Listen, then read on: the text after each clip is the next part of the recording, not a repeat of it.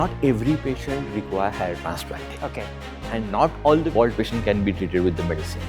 Surgery വേണ്ട patient, surgery വേണ്ടാത്ത patient എങ്ങനെയാണ് അവരെ ഡിഫറൻഷ്യേറ്റ് ചെയ്യുക? സ്റ്റാർട്ടിംഗ് ഉള്ള 2 ഫിംഗർ ഇപ്പോൾ സാർ പറഞ്ഞ പോലെ ആ ഒരു സിറ്റുവേഷനിൽ നിൽക്കുന്ന ഒരാൾക്ക് ട്രാൻസ്പ്ലാന്റേഷൻ്റെ ആവശ്യമില്ല. അവർക്കുള്ള നാച്ചുറൽ ഹെയറിനെ സേവ് ചെയ്ത് കൊണ്ടുപോകാനുള്ളതാണ്. ആക്ച്വലി ഇറ്റ്സ് എ സേഫ് സർജറിയാണ് ഹെയർ ട്രാൻസ്പ്ലാന്റേഷൻ എന്ന് പറയുന്നത്. സൈഡ് എഫക്റ്റ് എന്ന് പറയാനായിട്ടുള്ള കാര്യങ്ങൾ സത്യം പറഞ്ഞാൽ കുറവാണ് എന്ന് വേണം നമുക്ക് പറയാൻ. ആഫ്റ്റർ കെയർ ആണ് എപ്പോഴും ശ്രദ്ധിക്കേണ്ടത്. നമ്മൾ റെസ്റ്റ് എടുക്കുക എന്നുള്ളതാണ് മെയിൻ കാര്യം പറയേണ്ടുന്നത്. വെയിൽ കൊള്ളുന്നത് അവോയ്ഡ് ചെയ്യുക, ആൻറ്റിബയോട്ടിക് മെഡിക്കേഷൻസും കാര്യങ്ങളും പ്രോപ്പറായിട്ട് തന്നെ എടുക്കണം, ഡയറ്റ് ഫോളോ ചെയ്യുക. ഇന്നത്തെ യുവാക്കളിലടക്കം പല ആളുകൾക്കും കഷണ്ടി വരുന്നുണ്ട് എന്ന് പറയുന്നുണ്ട്.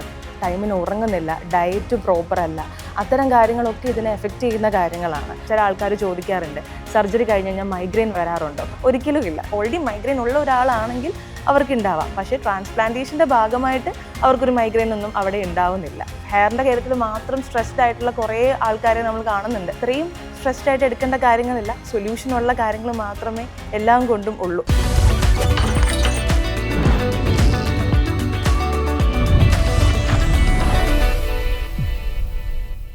നമസ്കാരം. ഇന്നത്തെ കാലത്ത് നമ്മളെല്ലാവരുടെയും ആഗ്രഹം എന്താണ്? സുന്ദരനായിരിക്കണം അല്ലെങ്കിൽ സുന്ദരിയായിരിക്കണം എപ്പോഴും, അല്ലേ? സോ അതിന് ഏറ്റവും പ്രധാനപ്പെട്ട ഒരു ഘടകം എന്താണ്? മുടി. ഇപ്പോൾ ഇന്നത്തെ കാലത്ത് ഒരുപാട് പേർക്ക് മുടി കൊഴിച്ചിലുണ്ട്, അതുപോലത്തെ പ്രധാനപ്പെട്ട പല അസുഖങ്ങളും ഉണ്ടാവാറുണ്ട്. പക്ഷേ അതിനെല്ലാം ഒരു പ്രതിവിധി ഇന്നത്തെ കാലത്തുണ്ട്, ഹെയർ ട്രാൻസ്പ്ലാന്റ്. അപ്പോൾ നമ്മൾ ഇന്ന് ഈ ഇൻ്റർവ്യൂവിൽ നമ്മൾ കേൾക്കാൻ പോകുന്നത് ഈ ഹെയർ ട്രാൻസ്പ്ലാന്റിൻ്റെ ഗുണം എന്താണ്, ദോഷം എന്താണ്, ബെനിഫിറ്റ്സ് എന്താണ്, അങ്ങനെ എല്ലാ കാര്യങ്ങളുമാണ്. അപ്പോൾ നമ്മളോടൊപ്പം ഇന്നുള്ളത് ലാ ഡെൻസിറ്റി എന്ന ഹെയർ ട്രാൻസ്പ്ലാന്റ് ക്ലിനിക്കിൻ്റെ ഫൗണ്ടറായ doctor Gajanan Jadhav and doctor Rintu Alexander. Welcome, sir. Welcome. So, sir, I have seen many hoardings of your clinic and I have seen many celebrity testimonies of your clinic. So, I just want to know what makes La Density very special and what are its principles? Basically, whenever we talk about hair transplantation, it is a one-time surgery for every individual. We perform daily so many surgeries. For somebody who is going for a hair transplantation, it is something lifetime surgery for him. Yeah. So we have to be very consistent giving the results for everybody. So you look at every individual is a different person. So you cannot have the same hair quality throughout all the individuals, right? So somebody will have a thin hair, somebody will have a thick hair, somebody will have curly hair, somebody will have a straight hair. So delivering the consistent result throughout all the branches for every individual, that is a challenge. Yes. Okay.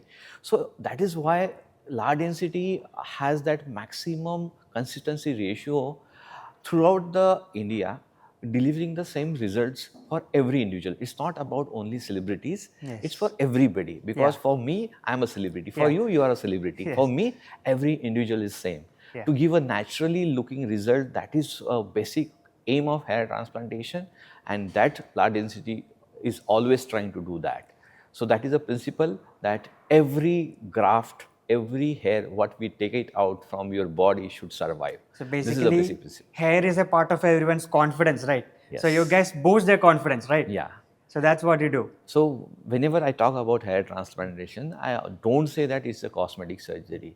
I always say this is a confidence restoring surgery. Yes, exactly. It's something else. You cannot correlate with other cosmetic surgeries, like somebody want to do a nose job, somebody want to do a lip surgery, or somebody want to have a contouring. Other part of the body like liposuction, hair transplantation is something it's very, very close to my heart also, and every individual also. The reason behind that is, at the age of 15, 16, when you were very young, you had hair. It's not like that you born with bald look. No, you did not born with the bald look, right? You had a good quality hair at that time. Now, over the period of time, you have lost the hair. Yeah. So you are trying to restore that again. Yes, yeah, you are not trying to change something which you never had. Yeah. This is something you already had it, but you lost it. You are trying to again restore it. So it is not a cosmetic surgery per se. I always say like that, because you had a good quality hair. Again, you just want to have it again. That's it. Nothing else. Yeah, right? very cool answer indeed. So my next question is, there are many clinics doing hair transplantation, right? Yes. So what makes La Density very special according to you? See, very, very important for La Density is not every patient require hair transplantation. Okay. And not all the bald patient can be treated with the medicine. So the difference between who require hair transplantation and who doesn't require hair transplantation is very, very important. Yes. Those clinics are commercial clinics, always push you for hair transplantation. Yeah. Just for sake of money. For the sake of money. In a large density, you can see the proportion how much we patient get per day. Only 40% patient is going to turn out for the hair transplantation. 60% patient are managed with the medication management and some injectable treatments. So every patient is a different patient. You cannot push every patient for hair transplantation. Hair transplantation is not the solution for all the hair loss problems. So that is very, very important. Yes. So we are doctor-led company. I am a doctor, I am a founder of the company. So we always train our doctor to first diagnose the problem and then treat accordingly. It's not like that everybody coming and going for a hair transplantation. So we are doctor-leading company, we are diagnosis-based company, and we want to deliver a same result with the maximum accuracy throughout the India and abroad as well. Okay. So our vision is like something, if somebody required a hair treatment, he should go with the proper doctor and proper clinic. He should not fall into the, we can say, trap of some commercial people where they sometimes you don't require hair transplantation and they plan something for you like a hair transplantation. This is the donor area which is very limited. Okay. Whenever you take out the graft from the donor area, it is gone. You will not get the same graft again from the donor area. If you are doing unnecessary hair transplantation, that means you are losing the graft unnecessary for the future. If you require some good hair transplantation, you will require a good amount of number of graft in the future. You will not get those. If somebody just have a one finger of recession of hairline, we never suggest them to go for hair transplantation because we want to preserve his donor area for the future baldness. So that is the basic difference of ethical practice versus unethical practice. Exactly. We never promote unethical hair transplantation. We always promote the ethical and required hair transplantations only. Madam ഇപ്പോൾ sir പറഞ്ഞതിനോട് connect ചെയ്ത് ചോദിക്കുകയാണെങ്കിലേ sir പറയുന്നത് നമ്മളെല്ലാവരെയും സർജറിക്ക് push ചെയ്യില്ല എന്നുള്ളതാണ് sir പറയുന്ന ഒരു പ്രധാനപ്പെട്ട കാര്യം. കാരണം കൊമേഴ്ഷ്യലൈസ്ഡ് ആകുമ്പോൾ ഒരു സ്ഥാപനമാകുമ്പോൾ അവർ സ്വാഭാവികമായിട്ട് പണത്തിൻ്റെ ഒരു ആർത്തി മൂലം അവരെന്ത് ചെയ്യും, എല്ലാ പേഷ്യൻറ്റും നേരെ സർജിക്കൽ റൂമിലേക്ക് കൊണ്ടുപോകും. പക്ഷേ എല്ലാ ഡെൻസിറ്റി അത് ചെയ്യുന്നില്ല. ശരിക്കും എനിക്ക് ഇതിനോടൊരു ഡൗട്ട് അനുബന്ധിച്ചുള്ള ഒരു കാര്യം എന്ന് പറയുന്നത്, ഈ സർജറി വേണ്ട പേഷ്യൻറ്റ്, സർജറി വേണ്ടാത്ത പേഷ്യൻറ്റ് എങ്ങനെയാണ് അവരെ ഡിഫറൻഷ്യേറ്റ് ചെയ്യുക നിങ്ങൾ? ബേസിക്കലി നമ്മൾ ചെയ്യാന്ന് പറയുന്നത് നമ്മളുടെ ബാൾഡ്നെസ് പാറ്റേൺ, ബാൾഡ്നെസ് ഉള്ളവർക്കാണ് ട്രാൻസ്പ്ലാന്റേഷന്റെ ആവശ്യമുള്ളതെന്ന് പറയുന്നത്. ഈ ഭാഗത്തൊന്നും ഫുള്ള് അതിന്റെ സ്റ്റേജ് ബേസ് ചെയ്യുന്നുണ്ട്. ജസ്റ്റ് സ്റ്റാർട്ടിംഗ് ഉള്ള 2 ഫിംഗർ, ഇപ്പോൾ സാർ പറഞ്ഞ പോലെ ആ ഒരു സിറ്റുവേഷനിൽ നിൽക്കുന്ന ഒരാൾക്ക് ട്രാൻസ്പ്ലാന്റേഷന്റെ ആവശ്യമില്ല. അവർക്കുള്ള നാച്ചുറൽ ഹെയറിനെ സേവ് ചെയ്ത് കൊണ്ടുപോവുക, അല്ലെങ്കിൽ ഇനി ഫ്യൂച്ചറിലേക്ക് പോവാതിരിക്കാനായിട്ട് നമ്മളതിനെ സേവ് ചെയ്യുക എന്നുള്ളതാണ്. സോ അതിനാവശ്യമുള്ള എന്താ, നമ്മുടെ ഹെയർ ഫോൾ, ഇപ്പോൾ ആക്റ്റീവ് ഹെയർ ഫോൾ ഉണ്ടോ അങ്ങനെയൊക്കെ ഉണ്ടെങ്കിൽ നമ്മളെ ട്രീറ്റ് ചെയ്ത് കൊടുക്കുക, ഉള്ള മുടിനെ മെയിൻ്റെനൻസ് കൊടുക്കുക. അതാണ് നമുക്ക് ആവശ്യമുള്ളത്. സോ ഓൾ പേഷ്യൻസിനെ നമുക്കൊരു സർജറി കാൻഡിഡേറ്റ് അല്ല, എല്ലാവർക്കും നമുക്ക് ട്രീറ്റ് ചെയ്തെടുക്കാവുന്ന തരത്തിലുള്ള കാര്യങ്ങളും ഉണ്ട്. ഈവൻ എല്ലാവർക്കും ഡോണർ ഏരിയ, നല്ല രീതിയിലുള്ള donor area, healthy donor area ആവണം എന്നില്ല, വീക്ക് ഡോണർ ഏരിയ ആവാം. നമുക്ക് അതിനെ ഡോണർ ഏരിയ ട്രീറ്റ് ചെയ്തെടുക്കാൻ പറ്റും, ക്വാളിറ്റി ബൂസ്റ്റ് ചെയ്യാൻ പറ്റും. Then we can plan for transplantation. നമുക്കൊരു ജെനുവിൻ ആയിട്ടുള്ള ഒരു ഡയഗ്നോസിസ് റിസൾട്ടാണ് നമ്മളെപ്പോഴും കൊടുക്കാറുള്ളത്. അതായത് വന്ന ഉടനെ തന്നെ ഇപ്പൊ സർജറി എന്ന് പറയില്ല, അല്ല. ഡോണർ ഏരിയ ഒക്കെ നോക്കി അത് വീക്ക് ആണെങ്കിൽ അത് ഡെവലപ്പ് ചെയ്ത് അതിനുള്ള മെത്തേഡ്സ് എടുത്ത് പതിയെ നമ്മൾ സർജറിയിലേക്ക് പോകും. ഇപ്പോൾ സാധാരണയായിട്ടും ഈ ഹെയർ ട്രാൻസ്പ്ലാന്റ് സർജറി എന്ന് പറയുമ്പോൾ ആളുകൾക്ക് പലവിധമായ സംശയങ്ങൾ ഉണ്ടായിരിക്കും. അത് സേഫ് ആണോ, അത് ഏത് രീതിയിലായിരിക്കും, അത് ചെയ്ത ശേഷം നമുക്ക് എന്തെങ്കിലും അസുഖങ്ങൾ വരുമോ, പ്രത്യേകിച്ച് ഡോണർ ഏരിയ നമ്മൾ മുടിയെടുക്കുമ്പോൾ അവിടെ നിന്ന് എന്തെങ്കിലും പിന്നീട് അലർജി പ്രശ്നങ്ങളോ മറ്റെന്തെങ്കിലും വരുമോ എന്നൊരു സംശയം ഉണ്ടാവും. ഈ ഹെയർ ട്രാൻസ്പ്ലാന്റേഷൻ എത്രത്തോളം സേഫ് ആണ്, if you can say in percentage? Actually it's a safe സർജറിയാണ് ഹെയർ ട്രാൻസ്പ്ലാന്റേഷൻ എന്ന് പറയുന്നത്.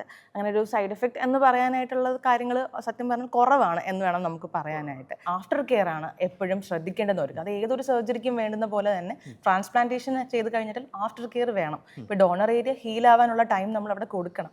അതിൻ്റെ കൂടെ തന്നെ മെഡിക്കേഷൻസും കാര്യങ്ങളും ഒക്കെ ഉണ്ട്. ഡോണർ ഏരിയ ഹീൽ ആവാനുള്ള മെഡിക്കേഷൻ എത്ര ടൈം വേണ്ടി? As such, there is no risk involved with the surgery. You need to understand two concepts about the hair transplantation.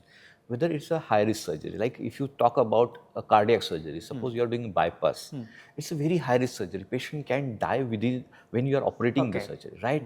Suppose you are doing some brain surgeries, patient may be paralyzed after the surgery also. So there are very, very high risk surgeries. Compared to hair transplantation is not 0.1% also. So hair transplantation is a skin superficial surgery where we are not dealing with any important organ. So as per se, hair transplantation patient cannot die because of hair transplantation. That is one thing. Second thing is when you are doing at a proper setup, proper safety protocols, proper hygiene protocols, even the chances of infection are very, very less. Only the risk is involved with the anesthesia and duration of the surgery, because anesthesia requirement is local anesthesia. We perform the surgery. The dosage requirement is little higher side. The safety limit we have to check all the time when you are injecting a local anesthesia in a hair transplantation. But we have developed such a protocol that you will never exceed the safety limits of hair anesthesia in hair transplantation. That is what large density follows the protocol, because I am a dermatologist as well as anesthesiologist. I do have 2 degrees, so I have managed both the things simultaneously. One last thing is about anaphylactic reaction, like there is some allergic reactions to some drug you are injecting. Suppose there is local anesthesia allergy reaction, then there might be a risk. So it is more about anesthesia and about the duration of the surgery, because surgery lasts for 7 to 8 hours. So that time patient might not feel that comfortable. There might be a continuous propped up position, like head high position. That time your blood flows towards the legs more. Sometimes patient feel fainting or giddiness during the surgery. But when you manage these things very carefully, chances of having any complication in hair transplantation is negligible. So only you need to choose a proper doctor and proper clinic. That's very, very important. Yes. So madam ഇപ്പോൾ പറഞ്ഞല്ലേ ഈ donor area ഹീലാവാൻ നമുക്കൊരു time വേണമെന്ന്. So അത് ഏകദേശം എത്ര time ആയിരിക്കും? And എനിക്കൊരു പ്രധാനപ്പെട്ട ഒരു സംശയം എന്ന് പറയുന്നത്, ഇപ്പോൾ സാറ് പറഞ്ഞു നമ്മൾ എങ്ങനെ അതിന് ശേഷം കെയർ ചെയ്യുന്നു എന്നുള്ളത് വളരെ പ്രധാനപ്പെട്ട കാര്യമാണ്. സോ സ്വാഭാവികമായിട്ടും ഇങ്ങനെ ഒരു ഹെയർ ട്രാൻസ്പ്ലാന്റ് സർജറി കഴിഞ്ഞ ഒരു വ്യക്തിക്ക് തല കുളിക്കാൻ പാടുമോ എന്നുള്ള സംശയം ഉണ്ടാവും, സൺലൈറ്റ് കൊള്ളാൻ പാടുമോ, ഫുഡ് എങ്ങനെയായിരിക്കണം, അങ്ങനത്തെ കുറേ സംശയങ്ങളുണ്ടാവും. അപ്പോൾ ഈ 2 ചോദ്യത്തിനുള്ള ഉത്തരം എന്താ? നമുക്ക് സേഫായിട്ട് നമ്മൾ റെസ്റ്റ് എടുക്കുക എന്നുള്ളതാണ് മെയിൻ കാര്യം പറയേണ്ടുന്നത്. ഔട്ട്ഡോറിലേക്ക് പോവുക, അതായത് വെയിൽ കൊള്ളുന്നത് അവോയ്ഡ് ചെയ്യുക. മിനിമം അറ്റ്ലീസ്റ്റ് 10 days എങ്കിലും നമ്മളിതിനെ അവോയ്ഡ് ചെയ്യേണ്ട ആവശ്യമുണ്ട്. പ്രോപ്പറായിട്ട് തന്നെ ഹീൽ ചെയ്യാൻ നമ്മൾ അനുവദിക്കുകയാണ് ചെയ്യുന്നത്. സോ അതൊന്ന്. രണ്ടാമത്തെ കാര്യം, ആൻറ്റിബയോട്ടിക് മെഡിക്കേഷൻസും കാര്യങ്ങളും പ്രോപ്പറായിട്ട് തന്നെ എടുക്കണം. ഡയറ്റ് ഫോളോ ചെയ്യുക, അതായത് നമ്മുടെ നോൺ വെജ് ആയിട്ടുള്ള ഭക്ഷണം, അത് ദാറ്റ് മീൻസ് നമ്മുടെ ബോഡി ഹീറ്റൊക്കെ ഒരുപാട് പ്രൊഡ്യൂസ് ചെയ്യുന്ന രീതിക്കുള്ള ഭക്ഷണങ്ങൾ, ജങ്ക് ആയിട്ടുള്ള ഭക്ഷണങ്ങൾ, അതൊക്കെ നമുക്കൊന്ന് അവോയ്ഡ് ചെയ്ത് കുറച്ച് ഹെൽത്തി ഡയറ്റിലേക്ക് പോവുകയാണെങ്കിൽ ഇറ്റ്സ് ഓൾവേസ് ഗുഡ്. സേഫായിട്ട് നമുക്കത് ഹീൽ ചെയ്തെടുക്കാവുന്നതേ ഉള്ളൂ. ഈ ഡോണർ ഏരിയ ഒന്നും ഹീലായി വരണമെങ്കിൽ ശരിക്കും എത്ര ടൈം എടുക്കും? ഐഡിയലി 10 days ആണ് ഉള്ളത്. പേഴ്സൺ ടു പേഴ്സൺ നമുക്ക്, അൺലെസ് ഇപ്പോൾ പേഷ്യൻ്റ് ഒരു ഡയബറ്റിക് ആയിട്ടുള്ള പേഴ്സൺ ആണ്, അങ്ങനെയാണെങ്കിൽ അവർക്ക് ഹീലിംഗ് വരാൻ കുറച്ചുകൂടെ ടൈം എടുക്കും. അവർക്ക് അങ്ങനെയുള്ളവർക്ക് നമുക്ക് കുറച്ചുകൂടെ ടൈം കൊടുക്കേണ്ടി വരും അതിൻ്റെ ടൈമിൽ. ഐഡിയലി 10 daysലാണ് ഒരു ഹെൽത്തി ഇൻഡിവിജ്വലിനെ ഹീൽ ചെയ്ത് കിട്ടും. Just connecting to this question, ഈ ഡോണർ ഏരിയ നമ്മൾ മുടിയെടുക്കുന്നു.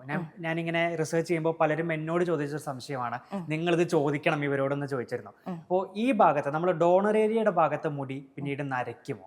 ഇല്ല, നരക്കില്ല. കാരണം കുറച്ചങ്ങനെ പേര് സംശയം ചോദിച്ചിരുന്നു. ഇല്ല, നരയ്ക്കാനുള്ള രീതിക്കുള്ള കാര്യങ്ങളൊന്നും തന്നെ അവിടെ ചെയ്യുന്നില്ല.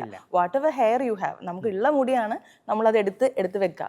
റൂട്ടിൽ വൈറ്റ് ആണെങ്കിൽ വൈറ്റ് ഹെയർസ് തന്നെ നമുക്ക് ഉണ്ടാവുള്ളൂ. റൂട്ട് ബ്ലാക്ക് ആണെങ്കിൽ അങ്ങനെ തന്നെ. ഇപ്പോൾ മൾട്ടിപ്പിൾ ഫോളിക്കിൾസ് ഉണ്ടാവാം ഹെയറിൽ തന്നെ. അപ്പോൾ ഈ ഫോളിക്കിൾസിൽ ഒന്ന് വൈറ്റും ബാക്കി 2 ബ്ലാക്കും ആവാം. അത് നമ്മളുടെ ഉള്ള ഗ്രേ ഹെയർ ആണെങ്കിൽ അത് തന്നെ നമുക്ക് അതേ ഉള്ളൂ. So I have one question for you. Who all are the eligible patients to undergo this treatment and for surgery? It's about a baldness. Okay. So if you are a bald, you require a transplant. So now when we talk about ages or male or female, whoever requires a hair, like suppose in a male, you get complete baldness, like the skin becomes very, very plain. There is no hair follicle presence, right? In a female, usually you don't get baldness. You get more of thinning. The density becomes less. So that's the difference between male and female, how the pattern of baldness goes with the different individual. So any patient who has a good donor area is a candidate for hair transplantation. That's the first basic, right? Yeah. Unless until you have a donor area, you cannot go for a hair transplant, because I cannot use your hair for my hair transplantation. That is not possible, one thing.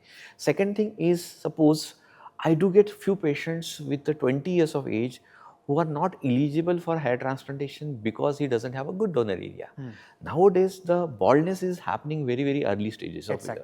Exactly. So it's very prematurely bald people are getting. 20 years age of individual also getting bald. That was not like in the past. So now I have done a 78 years of individual I've done a hair transplant surgery with very good result.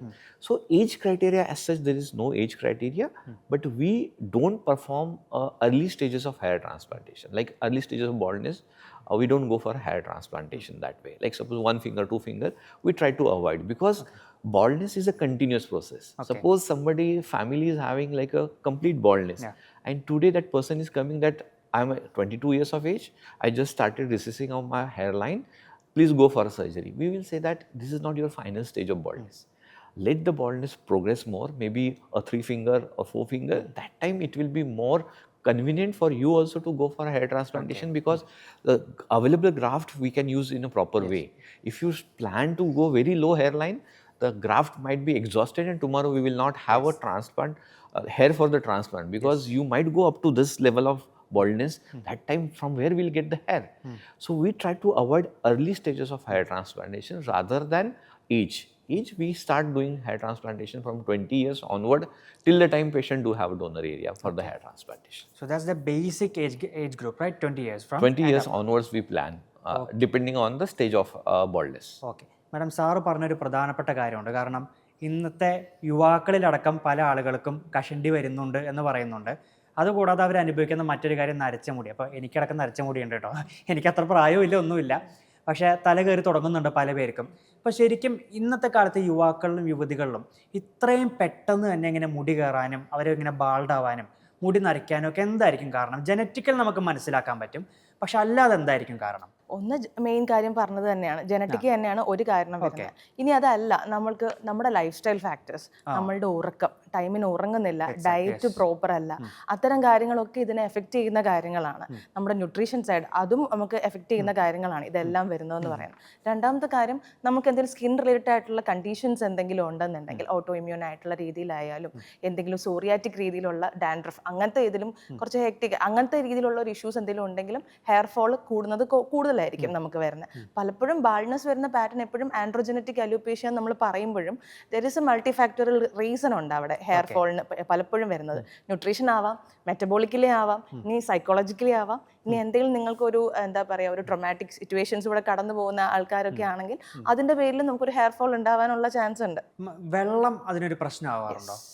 വെള്ളം പ്രശ്നമാണ് അല്ലേ? ഈ സ്ട്രെസ്സും stress, tension, അങ്ങനെ ഉറക്കമില്ലായ്മ, ഇതൊക്കെ നമ്മുടെ തല കഷണ്ടിയാക്കും. Basically, what happens when you are into a stress, any stress, maybe you have financial stress, you have mental stress, your body try to respond to that stress because the cortisol level increases in your body and all negative hormones start increasing. The DHT levels start rising. So every stress, body try to defend your body. Like suppose somebody is have a dengue fever, after that you are losing hair because body wants to preserve your good organs first, important organs first. See, for body, this is, we can survive without hair. Okay, so body tries to just control the important organs first, and then the blood circulation to this organ which are not important for body to sustain, this starts showing the signs of having some stress in the body. Very interesting to hear indeed. You just mentioned the minimum age to undergo transplant surgery.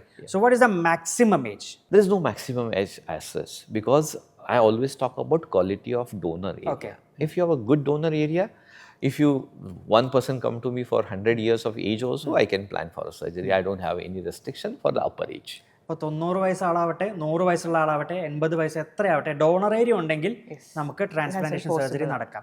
ഈ age കൂടുന്നവർ ഈ transplant surgery ചെയ്യുകയാണെങ്കിൽ അവർക്ക് എന്തെങ്കിലും തരത്തിലുള്ള risk എലമെന്റോ മറ്റോ കാര്യങ്ങളോ എന്തെങ്കിലും ഉണ്ടാകുമോ? കാരണം ഓൾറെഡി അവർ ഹെൽത്തുമായി ബന്ധപ്പെട്ട് ചില കോംപ്ലിക്കേഷൻസ് ഉള്ള ആളുകളായിരിക്കാം. അത്തരം ആളുകൾ സർജറി ചെയ്താൽ റിസ്കിന്റെ കാര്യം എന്താണ്? അത് ബെനിഫിഷ്യാലിറ്റിയുടെ ഒരു പെർസെൻറ്റേജ് എന്താണ് മാഡം? നമ്മൾ സർജറി ചെയ്യുന്നതിന് മുന്നേ തന്നെ തൊറോ ആയിട്ടുള്ള ഒരു ബ്ലഡ് ടെസ്റ്റും അതിൻ്റെ ഇൻവെസ്റ്റിഗേഷൻസും ഒക്കെ എടുക്കേണ്ട ഒരു ആവശ്യമുണ്ട്. പ്രോപ്പർ മെഡിക്കൽ ഹിസ്റ്ററി അവിടെ എടുത്തിരിക്കണം. പേഷ്യൻ്റ് എടുക്കുന്ന മെഡിക്കേഷൻസ് എന്തൊക്കെയാണ്, എന്തെങ്കിലും ഒരു ലാസ്റ്റ് 10 ഇയേഴ്സിൽ പുള്ളി എടുത്തിരിക്കുന്ന ഒരു ട്രീറ്റ്മെൻറ്റിൻ്റെ കാര്യങ്ങളെല്ലാം ഡീറ്റെയിൽസ് നമ്മൾ അറിഞ്ഞിരിക്കണം, പ്രോപ്പർ മെഡിക്കൽ ഹിസ്റ്ററി. രണ്ടാമത് ആൾക്ക് കാര്യങ്ങൾ, നമുക്ക് അനസ്തീഷ്യ എടുക്കുന്ന കാര്യങ്ങൾ സാർ ഇപ്പം നേരത്തെ മെൻഷൻ ചെയ്തു. അപ്പോൾ അനസ്തീഷ്യ ഒക്കെ എടുക്കുന്ന ഒരു പ്രൊസീജിയർ ആയതുകൊണ്ട് തന്നെ ആളുടെ പ്രോപ്പർ ECG എടുക്കേണ്ട ആവശ്യം ആവശ്യമുണ്ട് നമ്മൾക്ക്. ആളുടെ ഹാർട്ട് റിലേറ്റഡ് ആയിട്ടുള്ള കാര്യങ്ങൾ, പിന്നെ ഡയബറ്റിക്, അതൊക്കെ ഇമ്പോർട്ടൻ്റ് ആയിട്ടുള്ള ഒരു കാര്യമാണ് ഹീലിങ്ങിന് വരുന്നത്. ഏജ് റിലേറ്റഡ് ഫാക്ടേഴ്സിൽ മെയിൻ കാര്യങ്ങൾ അതാണ്. പ്രോപ്പർലി നമ്മുടെ ബ്ലഡ് ടെസ്റ്റിലാണ് എല്ലാ കാര്യങ്ങളും നമുക്ക് കിട്ടും. അതനുസരിച്ച് ഫിറ്റ്നസ് എടുത്തിട്ട് മാത്രമേ നമ്മളൊരു സർജറിയിലേക്ക് പ്രൊസീഡ് ചെയ്യുന്നുള്ളൂ, സർജറി ചെയ്യാനുള്ളത്. മാഡം ഞാനൊരു കൗതുകത്തിന് ചോദിക്കണേ, ഡയബറ്റിക് ആയ ഒരു പേഷ്യൻറ്റും ഈ ഹെയർ ട്രാൻസ്പ്ലാന്റും തമ്മിൽ അതെന്താണ് ശരിക്കും ഒരു പ്രശ്നമുള്ളത് എവിടെയാണ്? ഡയബറ്റിക് പേഴ്സൺസിന് ഉള്ളത് നമ്മൾ ഒരു വൂൺസ് നമ്മളിവിടെ ക്രിയേറ്റ് ചെയ്തിട്ടാണ് നമ്മളൊരു സർജറി ഇവിടെ ചെയ്യുന്നത്.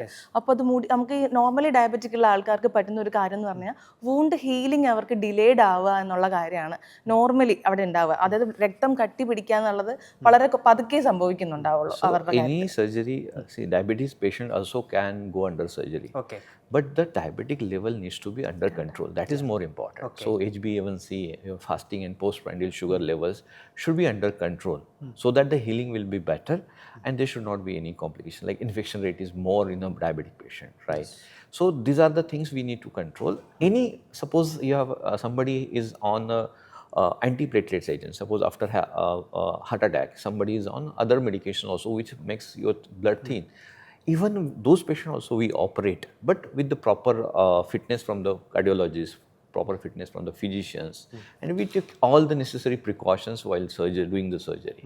So all patient category can perform under, we can do all the surgeries. There is no doubt about it. Hair transplantation anyway is a low risk surgery, so definitely we can do that. Okay.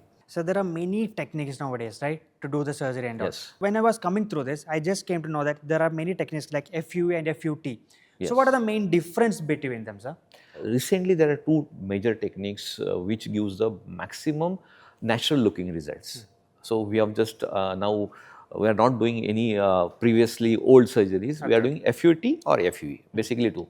Follicular unit transplantation and follicular unit extraction. So the full name for this surgery is FUT is basically a strip surgery. We are taking out the skin strip along with the hair follicles. Okay. So you take out the skin, cut it under the microscope, make some small hair follicle bunches and then implant. Okay, this is one. FUE is like you are taking the graft with the help of micromotor. You are like selecting the graft, alternate grafts. You are not taking out the strip, you are not stitching the area, you are just plucking the graft from the skin directly. So that is called follicular unit extraction. ഈ ഒരു hair transplantation procedure എന്ന് ഉദ്ദേശിക്കുന്നത് വളരെ ഒരു എന്താ പറയുക, ഒരുപാട് progressive techniques വന്നിരിക്കുന്നവരാണ്. ഇപ്പോൾ ഏറ്റവും മോഡേൺ ആയിട്ട് നമ്മൾ ചെയ്യുന്ന ബേസിക്കലി രണ്ട് മെത്തേഡ്സ് ആണ് ഇപ്പം നമ്മൾ ചെയ്യുന്നത്. FUT എന്ന് പറയുന്ന ടെക്നിക്ക് ആൻഡ് FUE എന്ന് പറയുന്നത്, അതായത് ഫോളിക്കുലർ യൂണിറ്റ് ട്രാൻസ്പ്ലാന്റേഷൻ ഒന്ന്, രണ്ട് FUE അതായത് ഫോളിക്കുലർ യൂണിറ്റ് എക്സ്ട്രാക്ഷൻ. സോ ഈ FUT എന്ന് ഉദ്ദേശിക്കുന്നത് നമ്മളൊരു സ്ലിറ്റ്, ഒരു ഏരിയയിൽ നിന്ന് മാത്രം ഒരു സ്കിൻ ഗ്രാഫ്റ്റ് എടുത്തിട്ട് നമ്മൾ ആ ഏരിയയിൽ നിന്നുള്ള ഹെയറിനെ ഫോളിക്കിളിനെ നമ്മൾ കട്ട് ചെയ്ത് ആ ഏരിയയിലേക്ക് വെക്കുന്നു എന്നുള്ളതാണ്. സ്കിൻ സർജിക്കലായിട്ട് സ്കിൻ കട്ട് ചെയ്യുന്നുണ്ട്. സോ ദാറ്റ് അവിടെ ഒരു പെർമനന്റ് ആയിട്ട് ഒരു സ്റ്റിച്ചും കാര്യങ്ങളും ഒക്കെ, ഒരു മാർക്ക് അവിടെ ഉണ്ടാവാനുള്ള ചാൻസ് ഉണ്ട്. അതാണ് FUTയിൽ ഉദ്ദേശിക്കുന്നത്. FUE എന്ന് പറയുന്നത് ഫോളിക് യൂണിറ്റ് എക്സ്ട്രാക്ഷൻ, അതായത് unit wise, that is per graft ആയിട്ട് നമ്മളൊരു റേഷ്യോയിൽ ഡോണർ ഏരിയയിൽ നിന്ന് എടുക്കുന്ന ഒരു മെത്തേഡാണ് FUE ടെക്നിക്ക് എന്ന് ഉദ്ദേശിക്കുന്നത്. സോ ഈ എടുക്കുന്ന ഗ്രാഫ്റ്റ് നമ്മൾ വെക്കുന്നു. ഇതാണ് ബേസിക്കലി ചെയ്യുന്നത്. മാഡം, ഇപ്പോൾ നമ്മളിപ്പോൾ ടെക്നിക്സിനെ കുറിച്ച് പറഞ്ഞു. അപ്പോൾ ഈ ടെക്നിക്സ് മെയിലും ഫീമെയിലും എങ്ങനെയാണ് ഡിഫറൻഷിയേറ്റ് ആവുക? അതാണ് പ്രധാനപ്പെട്ട കാര്യം. കാരണം പുരുഷനും സ്ത്രീക്കും എന്തായാലും ഒരേ സർജിക്കൽ മെത്തേഡ്സ് ആയിരിക്കില്ല ഒരിക്കലും. അപ്പോൾ എങ്ങനെയാണ് പുരുഷനും സ്ത്രീക്കും ഒരു സർജിക്കൽ രീതി വരുന്നത്? അവരുടെ ഒരു ട്രീറ്റ്മെൻറ്റ് രീതികൾ എന്താണ്? ട്രീറ്റ്മെൻറ്റ് രീതിയിൽ പറയുമ്പോൾ നമുക്ക് സ്ത്രീകളുടെയും പറഞ്ഞ പുരുഷന്മാരുടെയും ഒരു അവരുടെ ബാൾനെസ് പാറ്റേൺ ആണ് മെയിൻ കാര്യം നമ്മൾ നോക്കേണ്ടത്. മോസ്റ്റ്ലി സാറ് പറഞ്ഞ പോലെ ഫീമെയിൽസിനുള്ളത് ഡിഫ്യൂസ്ഡ് ആയിട്ടുള്ള തിന്നിങ് ആണ് അവർക്ക് വരാൻ. അതർവൈസ് അതവർക്ക് ഹെയർ ലൈൻ അല്ലെങ്കിൽ കുറച്ച് എലിവേറ്റഡ് ആയിട്ടുള്ള അങ്ങനെയുള്ളതായിരിക്കാം വരുന്നത്. അപ്പോൾ മെയിൽസിനുള്ള ഒരു ബാൾനെസ്സിൻ്റെ ഒരു ഹെയർ ലൈനേ അല്ല സ്ത്രീകൾക്ക് വരുന്ന ഹെയർ ലൈൻ വരുന്നത് തന്നെ. അപ്പോൾ അതിൻ്റെ ആംഗുലേഷൻ ഡിഫറെൻ്റ് ആണ്, അതിൻ്റെ ഗ്രാഫ്റ്റിംഗ് നമ്മൾ വെക്കുന്ന ടെക്നിക്സും ഡിഫറെൻ്റ് ആയിട്ട് തന്നെ വെക്കണം. സോ FUT ടെക്നിക്ക് ഒരു സ്കാർ ഉണ്ടാവുന്ന ഒരു ഇതുള്ളത് കൊണ്ട് ആരും തന്നെ നോർമലി പ്രിഫർ ചെയ്യുന്നില്ല. FUE ടെക്നിക്ക് നമുക്കൊരു വിൻഡോ പോലെ തന്നെ ഡോണർ ഏരിയയിൽ കംപ്ലീറ്റ്ലി നമുക്ക് ട്രിം ചെയ്യാണ്ട് തന്നെ ഒരു വിൻഡോ പോലെ എടുത്ത് നമുക്ക് ആ ഏരിയയിൽ മാത്രം നമുക്ക് പഞ്ച് ചെയ്ത് ഗ്രാഫ്റ്റ് എടുത്ത് നമുക്കിവിടെ ഇംപ്ലാന്റ് ചെയ്യാവുന്നതേ ഉള്ളൂ. സ്പെസിഫൈ ചെയ്ത ആ ഏരിയയിൽ മാത്രം വളരെ കൺസർവേറ്റീവായിട്ട് നമുക്ക് പ്രൊസീജിയർ ചെയ്യാൻ പറ്റും. മാഡം, ഇപ്പോൾ ഞാനൊരു കൗതുകത്തിന് ചോദിക്കുന്നതാണ്. അതായത് പുരുഷന്മാരും സ്ത്രീകളും എന്തായാലും ഹെയർ ട്രാൻസ്പ്ലാന്റ് ചെയ്യുന്നുണ്ട്. ഇപ്പോൾ ഇരുവരെയും സംബന്ധിച്ച് ഇപ്പോൾ ഒരു ഡോക്ടേഴ്സ് പെർസ്പെക്റ്റീവിൽ ആർക്കാണ് പെട്ടെന്ന് ചെയ്തു കൊടുക്കാൻ പറ്റുക? ഫലം കാണുന്നത് പുരുഷന്മാർക്കാണോ സ്ത്രീകൾക്കാണോ? കണ്ടതിൽ വെച്ച് കൂടുതൽ നമുക്ക് കണ്ട റിസൾട്ട് കൂടുതലും ആണുങ്ങൾക്ക് തന്നെയാണ്, പുരുഷന്മാർക്ക് തന്നെയാണ് റിസൾട്ട് കുറച്ചുകൂടെ. അതിന് മെയിൻ കാരണം എന്ന് പറഞ്ഞാൽ നമുക്ക് ഫുൾ ട്രിം ചെയ്യാനുള്ള ഒരു ഓപ്ഷൻ അവിടെയുണ്ട്. സ്ത്രീകൾ പൊതുവേ നമുക്ക് ഫുൾ ഹെയർ ട്രിം ചെയ്യാൻ അത്ര പ്രിഫർ ചെയ്യുന്ന ആൾക്കാരല്ല. അപ്പൊ നമുക്ക് ആ ഏരിയ കുറച്ചും കൂടെ ക്ലിയർ ആയിട്ട് കിട്ടുന്നുണ്ട് നമുക്ക്. അതുകൊണ്ട് കുറച്ചുകൂടെ ഒരു റിസൾട്ടും നമുക്ക് ചെയ്യാനുള്ള ഈസിനെസ്സും മെയിൽസിനാണ് കൂടുതൽ. നമ്മൾ ഇതിൽ ഏറ്റവും പറയേണ്ട ഒരു കാര്യം ഈ ടൈം ഗ്യാപ്പാണ്. അതായത് പുരുഷന്മാരാണെങ്കിൽ ഏകദേശം എത്ര സമയത്തിനുള്ളിൽ അവർക്ക് റിസൾട്ട് കിട്ടും, സ്ത്രീകളാണെങ്കിൽ എത്ര സമയത്തിനുള്ളിൽ റിസൾട്ട് കിട്ടും? സ്ത്രീകളായാലും പുരുഷന്മാരായാലും അറൗണ്ട് ഒരു 6 monthsനുള്ളിൽ തന്നെ നമുക്കൊരു കവർ ആവുന്ന ഒരു 50% റിസൾട്ട് ഒക്കെ നമുക്ക് എക്സ്പെക്ട് ചെയ്യാൻ പറ്റും. ഗ്രോത്ത് വന്ന് തുടങ്ങും. സ്ത്രീകളുടെ ഹെയറിന്റെ ഷാഫ്റ്റിന് നീളമുണ്ട്, ലോങ് ഹെയർ ആണ്. അപ്പൊ ഇതൊന്ന് കവറായി കിട്ടണം എന്നുണ്ടെങ്കിൽ ടൈം എടുക്കുന്ന ഒരു പ്രൊസീജിയർ സ്വാഭാവികമായിട്ടും. പക്ഷെ മെയിൽസിനെ സംബന്ധിച്ച് അങ്ങനെയല്ല. 6 months ആവുമ്പോൾ തന്നെ നമുക്കൊരു കവർ ആവുന്ന ഒരു ഗ്രോത്ത് നമുക്ക് തന്നെ കണ്ട് മനസ്സിലാവാൻ പറ്റും. ഒരു 8 months to 1 year ടൈമിൽ റിസൾട്ട് ഉണ്ടാവും. ഈവൻ ഫീമെയിൽസിനായാലും 1 year ടൈമിൽ റിസൾട്ട് ഉണ്ടാവും. ഞാനിനി ചോദിക്കാൻ പോകുന്ന ചോദ്യം നമ്മുടെ നാട്ടിലെ യുവാക്കൾ അത്യധികം ബാധിച്ചിരിക്കുന്ന ഒരു ചോദ്യമാണ്. കാരണം നമ്മുടെ നാട്ടിലെ മിക്ക ആൺകുട്ടികളുടെയും വലിയ ആഗ്രഹം എന്താണ്? നല്ല മീശ, നല്ല താടിയൊക്കെയാണ്. പക്ഷേ കുറേ പേർക്ക് അത് ഉണ്ടായിരിക്കില്ല. അത് പല റീസൺസും ഉണ്ടായിരിക്കും. അപ്പോൾ അവർക്കൊക്കെ നല്ല അടിപൊളിയായിട്ട് ബിയർഡ് ട്രാൻസ്പ്ലാന്റ് എന്നൊക്കെ നമുക്കുണ്ട്. ഇപ്പം മസ്റ്റാഷ് ട്രാൻസ്പ്ലാന്റ് ഒക്കെ നമുക്കിപ്പോൾ ചെയ്യുന്നുണ്ടല്ലേ സൂപ്പറായിട്ട്. അത് എന്താണ് ആ ടെക്നിക്ക്, എങ്ങനെയാണ് ശരിക്കും? See, the only difference with scalp transplantations compared to mustache, eyebrow and the beard transplantation is the angle of implantation. Because you must have heard about one case has happened in the Turkey. The British nationalists went to Turkey for a beard transplant. Even you know that Turkey is not a good market for hair transplantation because there are so many quacks, so many business people are running the hair transplantation, even they don't have a doctor on the road. So he did a transplantation through some tourist company, and he had a beard growth like a straight coming out like this. He had a nightmare for whole of his life. So he so frustrated that he committed suicide. Because of that beard transplantation. So we have to be very, very careful while choosing all these cases, because where angle is like 0 degree angle, you have to be very flat to the skin. So that angle we need to maintain while doing beard, mustache and eyebrow transplantation, because these areas have got a different hair angle. If you don't preserve that angle, then the results are going to be nightmare for the patients. So we have to be very, very careful. These are successfully done in our clinic without any much complications here, but we have to be very, very careful while doing all these transplants, because correction is going to be really difficult in those cases, because you are dealing with the very important part of your face. Yes, exactly. So yeah, while it's choosing part of our aesthetics, right? Yes, because this is visible. Hair you can hide with something, but how you can hide your face? So whenever you choose any doctor, he need to have at least a 100 case experience while performing these cases. We don't allow our new doctors to perform these cases. Only experienced doctor performs these cases in our clinic also. നമ്മൾ തലയിലേക്ക് ചെയ്യുന്ന ഹെഡിലേക്കുള്ള ട്രാൻസ്പ്ലാന്റേഷനെ കാട്ടിയും ഇതിൻ്റെ angulation different ആയിട്ടുള്ള ആംഗുലേഷനാണ്. Completely നമുക്ക് 0 ഡിഗ്രിയിൽ നിന്നിട്ട് വേണം നമുക്ക് ഇതിൻ്റെ ചെയ്യാനായിട്ട്, ഇതിൻ്റെ ആ ഒരു ആംഗുലേഷൻ വരാനായിട്ട് തന്നെ. സോ ഈ കുറച്ചുകൂടെ ചലഞ്ചിങ് ആണ്, കുറച്ചുകൂടെ ആർട്ടിസ്റ്റിക് ആയിട്ട് നമുക്ക് ചെയ്യേണ്ടുന്ന ഒരു കാര്യമാണ്. ബിക്കോസ് ഇറ്റ്സ് ഫേസ് ആയതുകൊണ്ട് നമുക്ക് അവിടെ ഒരു ട്രയൽ നോക്കാനോ അല്ലെ ഒന്നും ചെയ്ത് നമുക്ക് കവർ ചെയ്യാനോ ഒന്നും ഉള്ളൊരു സാഹചര്യം ഇല്ല. വൺസ് നമ്മൾ പ്ലേസ് ചെയ്ത് കഴിഞ്ഞാൽ ചെയ്തതാണ് അത്. സോ നമുക്ക് കുറച്ചുകൂടെ ടൈം എടുത്ത് കുറച്ചുകൂടെ അതുപോലെ 2 ടെക്നീഷ്യൻസ് ഒരു ഡോക്ടറൊക്കെ ആയിരുന്നു നമുക്ക് ചെയ്യാൻ പറ്റും. നമുക്ക് ഹെയറിൻ്റെ കാര്യത്തിൽ, ഹെഡിലേക്കുള്ള കാര്യത്തിൽ ഇതിൽ നമുക്ക് ഒരു മൾട്ടിപ്പിൾ അത്രയും ആൾക്കാർ ചേർന്ന് നിന്ന് ചെയ്യാനുള്ളൊരു സ്പേസ് അവിടെ കിട്ടില്ല. അത്രയും ചെറിയൊരു ഏരിയ ആണ് നമ്മൾ ഈ ഒരു ചെയ്യുന്ന ഏരിയ എന്ന് പറയുന്നത്. മാക്സിമം 1 or 2 പേർക്ക് മാത്രമേ ചെയ്യാനും കഴിയുള്ളൂ. അത് അത്രയും നമുക്ക് എന്താ പറയുക ആംഗുലേഷൻ അത്രയും ആ ഒരു ലെവലിലേക്ക് 0 ഡിഗ്രിയിൽ വെച്ചിട്ട് വേണം നമുക്ക് ചെയ്യാനായിട്ട്. So it's little more challenging ആണ്. സോ ടൈം എടുത്ത് നമുക്ക് തീർക്കുന്ന ഒരു പ്രൊസീജിയറാണ് അതെന്ന് പറയുന്നത്.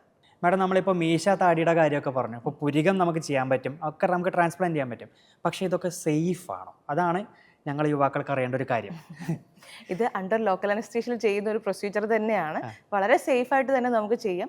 ശ്രദ്ധിക്കേണ്ടുന്ന കാര്യം എന്ന് പറഞ്ഞാൽ ഇതിൻ്റെ ആ ആംഗുലേഷൻ, നമ്മൾ ചെയ്യുന്ന സർജൻ്റെ ഒരു ആർട്ട് സ്കിൽ എന്ന് പറയുന്നത് അത്യാവശ്യം എക്സ്പീരിയൻസ് ഉള്ള ആൾക്കാർക്ക് മാത്രമേ ഈ ഒരു ഫേസിലേക്കുള്ള പ്രൊസീജിയേഴ്സ്, അത് എസ്പെഷ്യലി മൂസ്റ്റാഷ് ആവട്ടെ ഐബ്രോസ് ആവട്ടെ എക്സ്ട്രാ ഒരു സ്കില്ലെടുത്ത് ചെയ്യേണ്ട ഒരു പ്രൊസീജിയറാണ്. അതൊക്കെ എക്സ്പീരിയൻസ് ഇവിടെ കിട്ടും.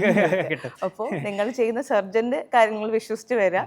പിന്നെ ഉള്ളത് സേഫായിട്ട് ചെയ്യാവുന്നതാണ്. അപ്പോൾ നമ്മുടെ ഈ ഹെയർ ട്രാൻസ്പ്ലാന്റ് കമ്പനികളിലെ ഒരു ടെസ്റ്റിമോണീസിനെ ശ്രദ്ധിക്കാറുണ്ട്. സെലിബ്രിറ്റീസ് ആണ് എല്ലായിടത്തും. അതായത് ഓഫ് കോഴ്സ് നമ്മളത് അഭിനന്ദിക്കേണ്ടതാണ്, കാരണം അവർക്ക് നല്ലൊരു എക്സ്പീരിയൻസ് കിട്ടും. അവർ റീച്ചുള്ള ആൾക്കാരാണ്.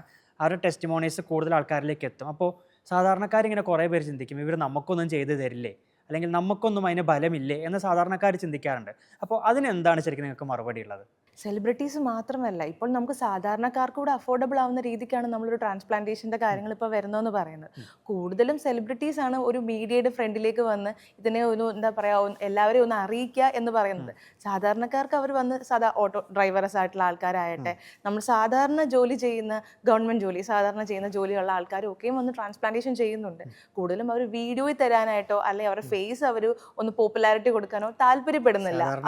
മടി ഉണ്ടാവും എന്നുള്ളതാണ്. അവർക്ക് അവരുടെ കോമൺ ജീവിതം റിസൾട്ട് വന്ന് കൊണ്ടുപോകുക എന്നുള്ളതാണ്. പിന്നെ കൂടുതൽ ആൾക്കാർക്ക് ഇത് ആരും അറിയരുത് എന്നുള്ള ഒരു ചിന്തയുള്ള ആൾക്കാരും ചെറിയൊരു വീട്ടുകാരും ബന്ധുക്കാരും അറിയരുത് ചെയ്തു എന്നുള്ള കാര്യം. അപ്പൊ അതുകൊണ്ട് തന്നെ അവർ നമ്മൾ വീഡിയോ പുറത്തേക്ക് അധികം വരാറില്ല എന്നുള്ളതേ ഉള്ളൂ. എല്ലാവർക്കും ലാഡൻസിറ്റിയിൽ ഒരേപോലത്തെ ട്രീറ്റ്മെന്റ് തന്നെയാണ് നമ്മൾ ചെയ്യുന്നത്. നമ്മൾ ഈ പറഞ്ഞിരിക്കുന്ന സർജിക്കൽ മെത്തേഡ്സും കാര്യങ്ങളും എല്ലാം എല്ലാവർക്കും ഒരുപോലെയാണ്. നമുക്ക് ഒരുപാട് ഡോക്ടേഴ്സ് അവൈലബിൾ ആയിട്ടുണ്ട് ക്ലിനിക്കിൽ. ഡോക്ടർ ജാദവിന്റെ അണ്ടറിൽ നമുക്ക് ട്രെയിനിങ് ആയിട്ട് ഒരുപാട് ഡോക്ടേഴ്സ് ഇത്രയും ബ്രാഞ്ചസിലെല്ലാം അവൈലബിൾ ആയിട്ടുണ്ട്. So I just heard a very inspiring story. You just started the Kochi clinic right through the corona time, right? Yes. At a time when all institutions were being shut down, you just opened a new one. So what was the confidence? Corona hits India, that time everything was locked down and there were so many patients waiting for the surgery actually. Before Corona also they booked because we get many Gulf patients and they have a proper planning throughout this year. So once the lockdown has came down, then so many patients in Kerala were asking for me like, sir, how can we travel to Pune and we have the time right now to do a surgery also. So you had many patients in Kerala at that time, right? That time, yes. I think more than 90 patients were waiting for the surgery. They were planning to come to Pune, but travel ban was there and so many things happening at the same time. Nobody was very confident about going. So I've thought, why not to go to the people who require that and start doing a hair transplant clinic in Kerala itself. So that is the thinking. When the first flight started, I came to Kochi and we just opened the clinic during the peak period of Corona. And yes, people also supported a lot when we have started the clinic. There were so many really challenges, starting from biomedical waste to every getting licensing and everything was really difficult at that time. But thanks to the people of Kerala and the system what we have here, they supported a lot and we are here now. So you have no branches in, you have no clinics in Pune, Hyderabad, Mumbai, Bangalore, a lot of cities, right? Yes. So how many cities, sir? Right now we do cover 24 clinics in India. Okay. And one clinic in Dubai right now. Dubai right now, okay. Yeah. You have international presence also then? Yeah, because we know that most of our patients stays abroad in Kerala. So they need support out there also. Indian touch required there because most of the clinics and abroad are costing very, very high. So we want to have affordable clinics across the world. So the Dubai is our first venture where we want to give services out there also. Madam, അപ്പോൾ sir പറഞ്ഞു ഒരുപാട് international പേഷ്യൻസും വരുന്നുണ്ട് എന്ന് പറഞ്ഞു, അതും കൊച്ചിയിലേക്ക്. അപ്പോൾ എനിക്കൊരു സംശയം, 2 ചോദ്യങ്ങളായിട്ട് ഞാൻ ചോദിക്കാം. ഒന്ന്, ദുബായിലുള്ള ഒരു പേഷ്യൻ്റ് ആണെന്ന് കരുതുക. അദ്ദേഹത്തിന് കൊച്ചിയിൽ വന്ന് ഹെയർ ട്രാൻസ്പ്ലാന്റ് സർജറി ചെയ്യണം. അപ്പോൾ അദ്ദേഹത്തിന് ഇപ്പോൾ ഒരു പ്രവാസിയാണെങ്കിൽ അദ്ദേഹം പല കാര്യങ്ങളും മാറ്റി വെച്ചിട്ടായിരിക്കും ഇതിനൊക്കെ വരിക. ചിലപ്പോൾ അദ്ദേഹത്തിന് ലിമിറ്റഡ് ലീവേ ഉണ്ടാവുള്ളൂ, ലിമിറ്റഡ് ഡേയ്സേ ഉണ്ടായിരിക്കുള്ളൂ. അപ്പോൾ അങ്ങനെ വരുന്ന ആളാണെങ്കിൽ നമുക്ക് എത്ര ദിവസത്തിൽ നമുക്ക് സർജറി ചെയ്ത് അദ്ദേഹത്തിന് തിരിച്ചു പോകാം? അതാണ് ഒരു ചോദ്യം. രണ്ടാമത്തെ ചോദ്യം, ആഫ്റ്റർ കെയർ എങ്ങനെയായിരിക്കും? കാരണം ക്ലൈമറ്റിക് കണ്ടീഷൻസ് ഒക്കെ മാറും, സാഹചര്യങ്ങൾ മാറും. അങ്ങനെ ഒരു സാഹചര്യത്തിൽ ആഫ്റ്റർ കെയർ എങ്ങനെ അദ്ദേഹത്തിന് ചെയ്യാൻ പറ്റും? നമ്മൾ സർജറി ബേസിക്കലി ചെയ്യുന്നത് സിംഗിൾ ഡേ ഒരു പ്രൊസീജിയറായിട്ടാണ് നമ്മൾ സർജറി ചെയ്യുന്നത്. ആഫ്റ്റർ കെയർ നമ്മൾ 10 days റെസ്റ്റ് പറയുന്നുണ്ടെങ്കിൽ കൂടി നിങ്ങൾക്ക് റെസ്റ്റ് ചെയ്യാനുള്ള, നമ്മൾ തലയിലേക്ക് ഒരു സർജറി ചെയ്യുകയാണ്. സോ നമുക്ക് ഒരു ഇൻഡോറിലേക്ക് ഇരിക്കുക, വെയിറ്റ് ചെയ്യുക. അത് ബെഡ് റെസ്റ്റ് നല്ലതല്ല നമ്മൾ ഉദ്ദേശിക്കുന്നത്. വർക്ക് ഫ്രം ഹോം ഒക്കെ ചെയ്യാൻ കഴിയുന്നവർക്കാണെങ്കിൽ അത് ചെയ്യാനും പോസിബിൾ ആണ്. ഇനി അതല്ല, അവർക്ക് അത്രയും ടൈറ്റ് ഷെഡ്യൂൾ ആയിട്ടുള്ളവരാണെങ്കിൽ on the day of the surgery finish ചെയ്തിട്ട് അന്ന് തന്നെ നമുക്ക് വേണമെങ്കിൽ ട്രാവൽ ചെയ്യാവുന്നതേ ഉള്ളൂ. കാലത്ത് സർജറി, വൈകുന്നേരം വേണമെങ്കിൽ ഫ്ലൈ ചെയ്യാവുന്നതേ ഉള്ളൂ. ബട്ട് സേഫ് ആയിട്ടിരിക്കുക. നമുക്ക് എന്താ പറയുക, ആ ചെയ്ത ഏരിയ ഒന്നും എവിടെ ഹിറ്റ് ആവാതെ സൂക്ഷിച്ച് ആഫ്റ്റർ കെയർ ടേക്ക് കെയർ ചെയ്ത് കൊടുക്കാമെന്നുണ്ടെങ്കിൽ നമുക്ക് അന്നത്തെ ദിവസം തന്നെ ഫ്ലൈ ചെയ്യാവുന്നതേ ഉള്ളൂ. എനിക്കൊരു സംശയം, ഇപ്പോൾ കേരളത്തിൽ മഴയാണെങ്കിൽ ദുബായിൽ വെയിലായിരിക്കും. അപ്പോൾ അങ്ങനെ ഒരു ക്ലൈമറ്റ് കണ്ടീഷനിൽ ഷിഫ്റ്റ് വരുമ്പോൾ ആഫ്റ്റർ കെയർ അവർക്ക് എന്തെങ്കിലും താളം തെറ്റാൻ സാധ്യതയുണ്ടോ? ഇൻഡോറിൽ നമുക്ക് റെസ്റ്റ് എടുക്കുക എന്നുള്ളതാണ് മെയിൻലി നമ്മൾ ശ്രദ്ധിക്കേണ്ടുന്ന ഒരു കാര്യം എന്ന് പറയുന്നത്. വെയിലെടുക്കുക, ഒരുപാട് സൺലൈറ്റിലേക്ക് പ്രോൺ ചെയ്യുക, സ്കിൻ ഇറിറ്റേഷൻ കൊടുക്കാതിരിക്കാൻ മെയിൻലി ശ്രദ്ധിക്കുക. നമ്മളൊരു സർജറി ചെയ്തതിൻ്റെ പരമായിട്ടുള്ള ചെറിയ റെസ്റ്റുകളുണ്ട് നമ്മൾക്ക്. അത് കാര്യങ്ങൾ കറക്റ്റായിട്ട് ചെയ്യുക. നിങ്ങളുടെ ആൻറ്റിബയോട്ടിക് മെഡിക്കേഷൻസ് ഒക്കെ ഉണ്ട്, അതൊക്കെ പ്രോപ്പറായിട്ട് ചെയ്ത് കാര്യങ്ങൾ കൊണ്ടുപോവുക. ലൈഫ് സ്റ്റൈൽ ഒരുപാട് നമുക്ക് ഒരു ആക്റ്റീവ് നമ്മൾ സാധാരണ ചെയ്യാറുള്ള ഒരു ജിം വർക്കൗട്ട് കാര്യങ്ങളൊന്നും നമുക്ക് ഈ ഒരു ടൈം പീരീഡിൽ ചെയ്യാതിരിക്കാൻ ഒരുപാട് സ്വെറ്റ് ചെയ്യുന്ന കാര്യങ്ങൾ അതൊക്കെ നമുക്കൊന്ന് അവോയ്ഡ് ചെയ്യാവുന്ന കാര്യങ്ങളേ ഉള്ളൂ. അത്തരം ചെറിയ കാര്യങ്ങൾ ആഫ്റ്റർ കെയറിൽ ശ്രദ്ധിച്ചാൽ. ഇതൊക്കെയാണ് പ്രവാസികൾ ശ്രദ്ധിക്കേണ്ട ഒരു കാര്യം അല്ലേ. മറ്റൊരു പ്രധാനപ്പെട്ട ചോദ്യം ചോദിക്കാനുള്ളത്, ഈ ഹെയർ ട്രാൻസ്പ്ലാന്റിനെ സംബന്ധിച്ച് ഒരുപാട് തെറ്റിദ്ധാരണകൾ. ഇപ്പോൾ കുറച്ച് മാസങ്ങൾക്ക് മുമ്പ് കൊച്ചിയിൽ ഹെയർ ട്രാൻസ്പ്ലാന്റ് ചെയ്തൊരു വ്യക്തി, അദ്ദേഹത്തിൻ്റെ തലയിൽ ബാക്ടീരിയ വന്ന് ട്യൂബൊക്കെ ഇട്ട് അതൊരു വലിയ വാർത്തയായിരുന്നു. സോ അതിനുശേഷം ആൾക്കാർ രണ്ടാമതൊന്ന് ചിന്തിച്ചു തുടങ്ങിയിരുന്നു, നമുക്കിത് ചെയ്യണോ വേണ്ടയോ. ശരിക്കും ഇത്തരത്തിൽ ഒരുപാട് മിത്തുകൾ, തെറ്റിദ്ധാരണകൾ സ്വാഭാവികമായിട്ടും ഹെയർ ട്രാൻസ്പ്ലാന്റ് സംബന്ധിച്ചുണ്ട്. ശരിക്കും ആ മിത്തുകൾ എന്തൊക്കെയാണ്, അതെങ്ങനെ നമുക്ക് ആ തെറ്റിദ്ധാരണകൾ മാറ്റാൻ പറ്റും? ഓക്കെ, നമ്മൾ ഹെയർ ട്രാൻസ്പ്ലാന്റേഷൻ ചെയ്യുന്നത് ഒരു മേജർ സർജറി ഒന്നും അല്ല. This is A minor procedure. Life threatening ആയിട്ടുള്ള ഒരു കാര്യമല്ല ഇത്. ഇതൊരു ചെറിയൊരു സർജറിയാണ് നമ്മൾ ഈ ചെയ്യുന്നത്. നമുക്ക് അണ്ടർ ലോക്കൽ അനസ്തേഷ്യയിൽ വേണമെങ്കിലും ചെയ്യാൻ പറ്റുന്ന തരത്തിലുള്ള ഒരു സർജറിയാണ് നമ്മൾ ചെയ്യുന്നത്. ഡീപ്പായിട്ട് ചെയ്യുന്ന ഒരു കാര്യമല്ല ഇത്. സോ ദാറ്റ് നമുക്ക് എന്താ ശ്രദ്ധിക്കുന്നത്, ചില ആൾക്കാർ ചോദിക്കാറുണ്ട്, സർജറി കഴിഞ്ഞ് കഴിഞ്ഞാൽ മൈഗ്രെയിൻ വരാറുണ്ടോ? കോമൺലി എല്ലാവരും കൺസൾട്ടേഷൻ സമയത്ത് ചോദിക്കുന്ന ഒരു ചോദ്യമാണ്.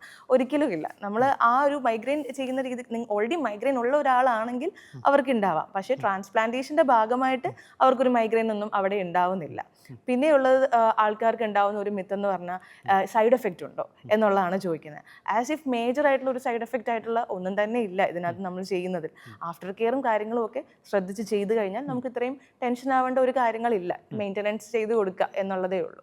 ഇപ്പോൾ മാഡം പറഞ്ഞല്ലോ ആഫ്റ്റർ കെയർ ഉണ്ട്, മറ്റെല്ലാം നമ്മൾ ശ്രദ്ധിക്കണം. ശരിയാണ്. ഇപ്പോൾ ഒരു സർജറി അതൊരു ഫെയിലിയർ ആയി എന്ന് നമ്മൾ കരുതേണ്ടത് എപ്പോഴാണ്? ഇപ്പോൾ ഞാൻ നേരത്തെ പറഞ്ഞ പോലെ ഒരു കേസ് ഉണ്ടായല്ലോ, കൊച്ചിയിലെ കേസ്, അതൊരു ഫെയിലിയർ ആയി എന്ന് വിലയിരുത്തപ്പെട്ടു. അപ്പോൾ ഒരു സർജറി എപ്പോഴാണ് അതൊരു ഫെയിലിയർ ആണെന്ന് നമുക്ക് വിലയിരുത്താൻ പറ്റുക? മാത്രമല്ല അതെങ്ങനെ നമുക്ക് കറക്റ്റ് ചെയ്യാൻ പറ്റും? അതാണ് ഏറ്റവും പ്രധാനപ്പെട്ട പോയിന്റ്. എങ്ങനെ കറക്റ്റ് ചെയ്യാൻ പറ്റും? ഒരു ഫെയിലിയർ ആയിട്ടുള്ളൊരു കേസ് നമ്മൾ പറയുമ്പോൾ ബേസിക്കലി നമ്മളൊരു മുടി വെച്ചു, ഇപ്പോൾ ഗ്രോത്ത് വന്നു എന്നുള്ളതിനെക്കാട്ടിയും കൂടുതൽ സർജറി ചെയ്യുന്നതിന് മുന്നേ പേഷ്യൻസിന് ഒരു എക്സ്പെക്ടേഷൻ ഉണ്ടാവും, എങ്ങനെയാണ് ഔട്ട്കം വരേണ്ടതെന്നുള്ളൊരു എക്സ്പെക്ടേഷൻ ഉണ്ടാവും. അത് കിട്ടുന്നില്ല എന്നുള്ള സിറ്റുവേഷൻ വരുമ്പോഴാണ് നമുക്ക് അവർക്കൊരു നിരാശ വന്നു തുടങ്ങുന്നത്. സംഭവമായിട്ട് അത് ശരിയായില്ലല്ലോ എന്നുള്ളൊരു കാര്യം വരുന്നത്. അതിൽ നമ്മൾ ചെയ്യുന്ന ഏരിയയിൽ, ഏത് ഏരിയയിലാണോ നമ്മൾ ചെയ്യുന്നത് എന്നുള്ള വ്യത്യാസം. ഫസ്റ്റ് ഹെയർ ലൈനും നമ്മുടെ ക്രൗൺ ഏരിയയും തമ്മിൽ ഡിഫറൻസ് ഉണ്ട് റിസൾട്ട് വരുന്ന കാര്യത്തിൽ. എപ്പോഴും ഹെയർ ലൈനിൽ ചെയ്യുന്ന അത്രയും ഒരു ഹൈ റിസൾട്ടും കാര്യങ്ങളും നമുക്ക് ക്രൗൺ ഏരിയയിൽ എപ്പോഴും അച്ചീവ് ചെയ്യാൻ കഴിയാറില്ല. അപ്പോൾ പേഷ്യൻസിൻ്റെ ഒരു എക്സ്പെക്ടേഷനും അവിടെ ഒരു ബാധകമായിട്ടുണ്ട്, ഒരു കാര്യമുണ്ട്. രണ്ടാമത്തെ കാര്യം ആംഗുലേഷൻസും കാര്യങ്ങളും വരുന്നത്. ഹെയറിന് ഇപ്പോൾ നമുക്ക് അവർ ഉദ്ദേശിക്കുന്ന റിസൾട്ട് വരുന്ന സമയത്ത് അവർക്ക് വരുന്ന ഒരു ആംഗുലേഷനും കാര്യങ്ങളും ഡിഫറെൻ്റ് ആണ്. അല്ലെങ്കിൽ ഹെയർ ലൈൻ അത് ഔട്ട് ഓഫ് ദ ലൈനിൽ നിൽക്കുന്ന കാര്യങ്ങളാണെങ്കിൽ നമ്മളത് ചെയ്ത് കൊടുക്കുമ്പോൾ അവർക്ക് ഓൾറെഡി നിൽക്കുന്ന എക്സിസ്റ്റിംഗ് ഹെയർ വെച്ചിട്ടാണ് നമുക്ക് ചെയ്യേണ്ടത്. സോ ഔട്ട് ഓഫ് ദ ലൈനിൽ നിൽക്കുന്നത് നമുക്ക് ഒന്നെങ്കിൽ അത് കുറച്ചൊക്കെ ഗ്രാഫ്റ്റ് ആണെങ്കിൽ നമുക്കത് എക്സ്ട്രാക്ട് ചെയ്ത് മാറ്റി കൊടുക്കാം. അല്ലെങ്കിൽ നമ്മൾ എന്ത് ചെയ്യാൻ പറ്റും, അവർക്ക് ആ നിൽക്കുന്ന ഹെയർ ലൈനിനുള്ളിൽ നമുക്ക് ഫില്ല് ചെയ്ത് കൊടുത്ത് ആ വാട്ട് എവർ ഇറ്റ് ഈസ് അത് അവർ അക്സെപ്റ്റ് ചെയ്യുക, അത് കണ്ടിട്ട് കണ്ടിന്യൂ ചെയ്ത് പോകുക എന്നുള്ള കാര്യം നമുക്ക് ചെയ്യാൻ പറ്റത്തുള്ളൂ. അതായത് റിസ്ക് എന്താണെന്ന് നിങ്ങൾ പേഷ്യൻസിനെ കൃത്യമായി ബോധ്യപ്പെടുത്തും. Right. So we talked a lot about graft survival, right? Yes. So what is the importance of graft survival in this surgery? Okay, so when we extract a graft, like when we take out the graft from our donor area, we cannot take one and implant one and implant one. So that is going to be a very tedious procedure then. Okay, might be possible for 100 hair grafts, but not for 4,000, 5,000 grafts. Okay, so whenever you take out the graft, we have to preserve it somewhere outside of the body. So that preservative solution may be a ringer lactate, maybe a normal saline, maybe a PRP, or maybe other preservative medias what we have. But what is the time till the time the graft will survive? It is around 4 to 6 hours. If the graft remains out of the body more than 6 hours, there is a death rate starts after that. So graft will not survive out of the body. So within that time frame, that graft should go within the body again into the bald area, and it should start with the circulation, the blood circulation. So that is the basic concept of graft survival. So with this concept, we have developed a new technique called real-time FUE. Okay. So what we do in that, we don't preserve the graft. We punch the graft, we take out the graft, maybe in a batches of maybe 200, 300 hair grafts, and implant it immediately after taking out. So that reduces the time of implantation or time of outer graft time to less than half an hour. So that gives the maximum survival. So important thing is that every graft has to survive. Then how we can change the technique? So this real-time technique is one of the our attempt to minimize the graft death rate when we store graft out of the body. So that helps us to achieve better results. നമ്മൾ എടുക്കുന്ന ഗ്രാഫ്റ്റിനെ 1 by 1 ആയിട്ടാണ് നമ്മൾ എടുക്കുക എന്ന് പറയും. ഇപ്പോൾ ഒരു 2000 graft പറയുമ്പോൾ 1 by 1 ആയിട്ടാണ് നമ്മൾ അതിനെ എടുക്കുന്നത്. പക്ഷേ ഇത് ഓരോ തവണയും ഒന്ന് ആയിട്ട് ഗ്രാഫ്റ്റ് വെക്കുക എന്ന് പറയുന്നത് ഒരു ലോങ് പ്രൊസീജിയർ ആയി പോകും. നമുക്ക് ഇത്ര ടൈമിനുള്ളിൽ നമുക്കിത് ഫിനിഷ് ചെയ്യാൻ കഴിയില്ല. സോ നമ്മൾ എന്ത് ചെയ്യും, ഈ എടുക്കുന്ന പഞ്ച് ചെയ്ത ഗ്രാഫ്റ്റിനെ നമ്മളൊരു പ്രിസർവേറ്റീവ് ആയിട്ടുള്ള ഒരു സൊല്യൂഷനിലേക്ക് നമുക്കതിനെ ഇട്ട് വെക്കാം. അത് suppose may be ringer lactate ആയിട്ടുള്ള സൊല്യൂഷൻ ആവാം, PRP പോലെ, അല്ലെങ്കിൽ പ്രിസർവേറ്റീവ് ആയിട്ടുള്ള ഒരു സൊല്യൂഷനിലേക്ക് നമുക്ക് ഈ ഗ്രാഫ്റ്റിനെ നമ്മൾ ഇട്ട് വെക്കുന്നു. ദെൻ നമ്മൾ പ്രൊസീജിയർ ചെയ്യുന്നു, നമ്മൾ സ്ലിറ്റ് ഇടുക, വാട്ട് എവർ ഇറ്റ് ഈസ്, നമ്മളത് ചെയ്യുന്നു. സോ നമ്മുടെ ഈ പ്രൊസീജിയറിന് എൻഡ് വരെ മിനിമം ഗ്രാഫിൻ്റെ ഒരു സർവൈവൽ എന്ന് പറയുന്നത് മിനിമം ഒരു 4 to 6 hours മാത്രമേ ഉള്ളൂ നമ്മൾ ഈ പുറത്തിരിക്കുന്ന ഗ്രാഫിൻ്റെ ഒരു സർവൈവൽ എന്ന് പറയുന്നത്. അപ്പോൾ ഇത്രയും അതിലും കൂടുതൽ നേരം നമ്മൾ ഗ്രാഫ്റ്റ് വെക്കുക എന്ന് പറഞ്ഞാൽ പോസിബിൾ ആയിട്ടുള്ള കാര്യമല്ല. സോ നമുക്ക് ചെയ്യാൻ കഴിയുന്ന കാര്യം അവിടെയാണ് റിയൽ ടൈം FUവിൻ്റെ ഒരു ഗുണം അവിടെ ഉണ്ടാവുക എന്ന് പറയുന്നത്. റിയൽ ടൈം FUവിൽ നമ്മൾ ചെയ്യുക എന്ന് പറയുന്നത് പഞ്ച് ചെയ്ത ഗ്രാഫ്റ്റിനെ നമ്മളൊരു സെക്ഷൻ വൈസ് കുറച്ച് മാത്രം ഗ്രാഫ്റ്റ് എടുത്ത് നമ്മളത് ക്ലീൻ ആക്കി നമ്മൾ ഇംപ്ലാന്റ് ചെയ്യുകയാണ് ചെയ്യുന്നത്. ഈ കുറേ നേരം നമുക്ക് ഈ പറഞ്ഞ ട്രഡീഷണൽ വേ സ്റ്റാൻഡേർഡ് മെത്തേഡിൽ ചെയ്യുന്നതിനെക്കാട്ടിയും അത്രയും പുറത്ത് നേരം ഇരിക്കുന്നതിനെക്കാട്ടിയും റിയൽ ടൈം എത്രയും പെട്ടെന്ന് ബോഡിയിൽ നിന്ന് എടുത്ത് ക്ലീൻ ആക്കി ആ സെക്ഷൻ വൈസ് നമ്മൾ വെക്കുമ്പോൾ മാക്സിമം നമുക്ക് പെട്ടെന്ന് സർജറി ഫിനിഷ് ചെയ്യാൻ പറ്റും. ആൻഡ് ഓൾസോ ഗ്രാഫിൻ്റെ സർവൈവൽ എത്രയും കുറച്ചുകൂടെ ബെറ്റർ ആയിട്ട് വരും എപ്പോഴും. അതാണ് റിയൽ ടൈമിൻ്റെയും ഈ നോർമൽ ആയിട്ടൊരു ബയോ FUE എന്നൊക്കെ പറയുന്ന ടെക്നിക്സിൻ്റെ ഒരു പ്രത്യേക ഡിഫറൻസ് നമുക്ക് പറയാൻ പറ്റാം. ഓക്കെ, അപ്പോൾ നമ്മൾ ഈ ഗ്രാഫ് സർവൈവലിൻ്റെ കാര്യങ്ങളൊക്കെ പറഞ്ഞു. ഇനി ഞങ്ങൾ യുവതികൾക്കൊക്കെ ബേസിക്കായി അറിയേണ്ട ഒരു കാര്യമാണ്. അതായത് ഈ ഹെയർ കെയറിനെ സംബന്ധിച്ച് വളരെ കൺസേൺഡ് ആയ ഒരുപാട് പേര് നമ്മുടെ ചുറ്റുമുണ്ട്. പ്രത്യേകിച്ച് നമ്മുടെ ഗ്രോം റീലുകളും മറ്റുമൊക്കെ കാണുമ്പോൾ അവരെല്ലാം ഹെയർ കെയറിനെ പറ്റി ഒരുപാട് സംസാരിക്കുന്ന ആളുകളാണ്. അപ്പോൾ മോഡലുകളാകട്ടെ നടന്മാരാകട്ടെ എല്ലാവർക്കും മുടി വേണം, നല്ലല്ലേ നിലനിൽപ്പുള്ളൂ നമുക്ക്. അപ്പോൾ ഈ യുവാക്കളെ സംബന്ധിച്ച് പ്രത്യേകിച്ചും അവർക്ക് ഈ ഹെയർ കെയറിനെ സംബന്ധിച്ച് നിങ്ങൾക്ക് കൊടുക്കാൻ പറ്റുന്ന ബെസ്റ്റ് അഡ്വൈസ് എന്താണ്? പോരട്ടെ, നല്ലൊരു ഹെൽത്തി ലൈഫ് സ്റ്റൈൽ നിങ്ങൾ ഫോളോ ചെയ്യാൻ ശ്രദ്ധിക്കുക. അതാണ് മെയിൻലി നമുക്ക് ചെയ്യാനുള്ള കാര്യം. ടൈമിന് ഫുഡ് കഴിക്കുക, ടൈമിന് ഉറങ്ങുക, അത്തരം കാര്യങ്ങളൊക്കെ സ്ലീപ്പിംഗ് കാര്യങ്ങളൊക്കെ പ്രോപ്പർ ആക്കി എടുക്കുക. പിന്നെയുള്ള കാര്യം എന്ന് പറയുന്നത് ബാക്കി നമുക്ക് ബേസിക്കലി നമുക്ക് എന്തെങ്കിലും ഒരു ഹെറിഡിറ്ററി പാറ്റേൺ ഒക്കെ ഉണ്ടെന്നുണ്ടെങ്കിൽ നമുക്കത് വരാനുള്ള ഒരു ചാൻസ് ഉണ്ട്.